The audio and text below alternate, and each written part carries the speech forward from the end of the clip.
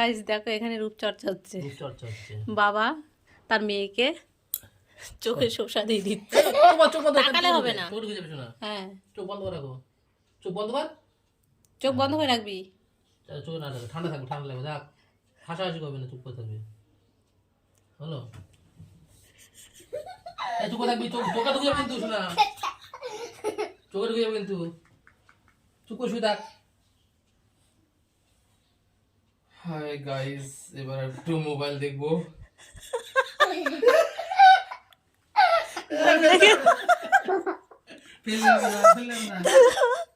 কি অবস্থা বললে কেন? দেখো অবস্থা, ফোন দেখবে, ফোন দেখার পাগল, ঠিক আছে?